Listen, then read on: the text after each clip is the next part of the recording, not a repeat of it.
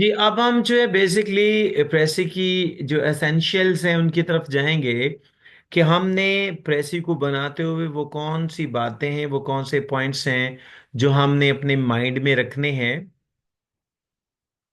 सबसे पहला तो आपने ये देखना है इसमें जो आ जाती है आपकी unity. Start precis with an indent. एक बात जहन में रखिएगा बेटा, अगर आप प्रेसी को इंडेंट से स्टार्ट नहीं करते तो आपको इस यकीन के साथ लौटना चाहिए कि आप प्रेसी के पेपर में फेल हैं। मैं क्या कह रहा हूं, मैं फिर से रिपीट कर देता हूं इस बात को। अगर आप प्रेसी में इंडेंट नहीं देते तो आपको इस यकीन के साथ घर वापस आना है कि आज मैं कंफर्म जो है वो मैं फेल हूं। इंडेंट क्या है? इंडेंट जब आप किसी भी पैराग्राफ को स्टार्ट करते हैं तो जो 1 इंच स्पेस जो होती है ना, बेसिकली देखे ना यहां पर जो यहां पर ये जो स्पेस दी गई है, ये वाला जो हिस्सा यहां पर जो लीव किया गया 1 इंच स्पेस जो दी गई है, जिसे आप कह सकते हैं कि 1 वर्ड और 2 वर्ड स्पेस जो होती है लाइन में, 1 वर्ड और 2 वर्ड स्पेस। अब तमाम पैराग्राफ को देखिए कि मैंने सारे पैराग्राफ जो इंडेंट के साथ लिखे हैं, मैंने सारे पैराग्राफ ही क्या किए, मैंने इंडेंट के साथ लिखे। यानी हर पैराग्राफ को मैंने क्या किया है, मैंने 1 और 2 वर्ड की स्पेस के साथ लिखा है। इसको बेसिकली आप इंडेंट बोलते हैं। Start precis with an indent, there should be an organic connection of the arguments. अच्छा, आपने आर्गुमेंट्स फाइंड कैसे करने हैं? आप अपना सबसे पहले, ये तो आपको डेफिनेटली, आप इतने पढ़े लिखे तो होंगे, आप एलिजिबल तो होंगे कि आप बेसिकली पैराग्राफ में अपने मौजू को फाइंड कर सकें कि बेसिकली मेरा मौजू क्या है।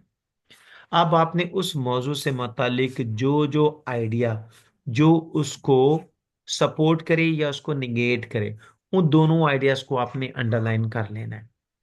और फिर आपने एक ऑर्गेनिक कनेक्टिविटी के साथ हर आइडिया को उसकी ड्यू प्लेस पे रखना है, ड्यू वेटेज देना है आपने। emergence of a new argument should be the necessity of the previous one। जब आप एक नया आइडिया दे रहे हैं तो आप इस बात को जरूर माइंड में रखेंगे कि हर नया आने वाला जो आइडिया है वो आपके प्रीवियस आइडिया की क्या, वो नेसेसिटी है। Avoid paragraphing the precis. आप प्रेसी को पैराग्राफिंग में नहीं लेके जाएंगे। प्रेसी आपकी बेसिकली एक पैराग्राफ में ही होती है। आप प्रेसी को एक से ज्यादा पैराग्राफ में नहीं लेके जाएंगे। प्रेसी जब स्टार्ट करनी है तो आपने इंडेंट लेना है, यानी 1 और 2 वर्ड की स्पेस छोड़ के आपने लिखना शुरू करना है। आपने 1 और 2 वर्ड की स्पेस को लिखना शुरू करना है, फिर उसके बाद आपने उसको पैराग्राफिंग में नहीं लेके जाना।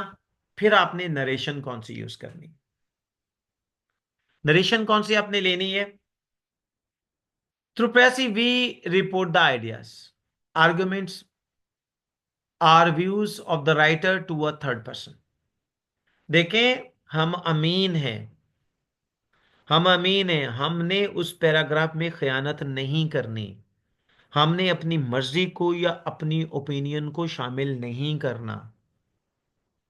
Is it clear? हम, आप नहीं कहना वो जो कहता है वो ये बात है, वो जो कहता है वो ये बात है, उसने जो कहा वो इस तरह कहता है। मतलब थर्ड पर्सन में आपने लेके आना है। आपने फर्स्ट पर्सन और सेकंड पर्सन को कंप्लीटली अवॉइड करना। Obviously it should be written in indirect narration. आप इनडायरेक्ट नरेशन, प्रेसी को आपने इनडायरेक्ट नरेशन में ही लिखना है। आप उसमें ही said to me comma inverted comma शुरू, फिर आप रिपोर्टेड स्पीच दोगे, फुल स्टॉप लगा के इन्वर्टेड कॉमा क्लोज करोगे। It is totally wrong. Precis में ये कॉन्सेप्ट नहीं होती। फर्स्ट पर्सन, जैसे आई वी आ जाता है, माई आर आ जाता है, मी अस आ जाता है, माई सेल्फ और आर सेल्फ आ जाता है, will be changed into third person. In short, आप आई वी यू की नॉन फ्रेजेस यूज नहीं करेंगे। आप आई वी यू की नॉन फ्रेजेस यूज नहीं करेंगे। First person will be changed into third person and verb into past tense. Verb into past tense आएगी जब आपने जो इनडायरेक्ट में अपने आइडिया को कन्वर्ट करना है, तो आप उसे क्या करोगे, आप उसे पास्ट टेंस में कन्वर्ट करोगे। It is wrong to think that verb should always be changed. और ये कॉन्सेप्ट भी गलत है कि आपने वर्ब को हमेशा क्या चेंज करना है। ये भी बात नहीं है कि आपने हमेशा ही वो जो पास्ट में ही कन्वर्ट करना है। सम टाइम आपका पूरा पैसेज ही प्रेजेंट में होता है, तो डेफिनेटली वहां पर आप ऐसा नहीं करोगे। क्लियर। क्वेश्चन अगर आपके पैसेज में क्वेश्चन आ जाए, तो आपने उस क्वेश्चन को कैसे टैकल करना है। फॉर एग्जाम्पल समटाइम वो बात करते करते आपका जो राइटर है वो क्या करता है, वो ऐसी स्टेटमेंट दे देता है जो कि क्वेश्चन बेस्ड होती है। In an ordinary prose the writer may raise questions and then answer them. सवाल भी करता है और जवाब भी देता है। But in a precis no questions are raised. आपने, लेकिन एक चीज है, आम प्रोज जब वो लिख रहा होता है ना, राइटिंग दे रहा होता है, मैं सवाल भी करता है जवाब भी देता है। लेकिन प्रेसी में वो ऐसा नहीं करेगा। Answers imply the questions.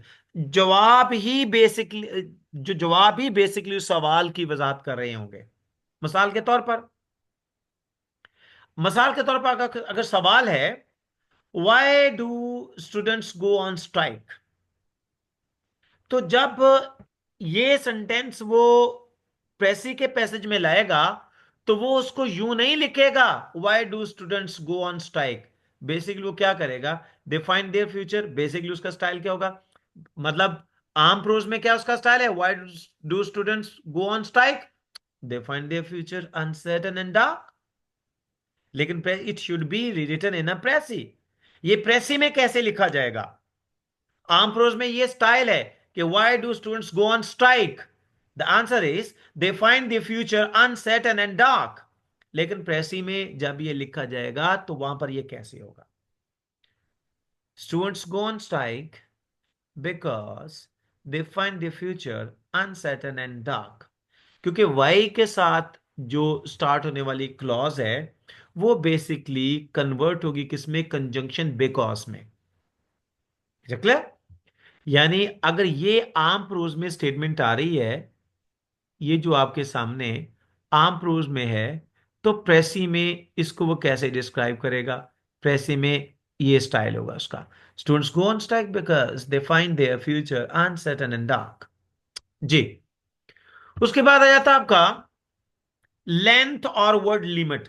आपकी प्रेसी की लेंथ कितनी होनी चाहिए, आप कितने वर्ड्स यूज कर सकते हैं। आपने वर्ड्स लिमिट क्या देनी प्रेसी की। अब हम इस पे आते सर हैं। आपकी आवाज बहुत हो के आ रही है। जी। लेंथ और वर्ड्स लिमिट, यानी प्रेसी की लेंथ क्या है और उसकी वर्ड्स लिमिट क्या होनी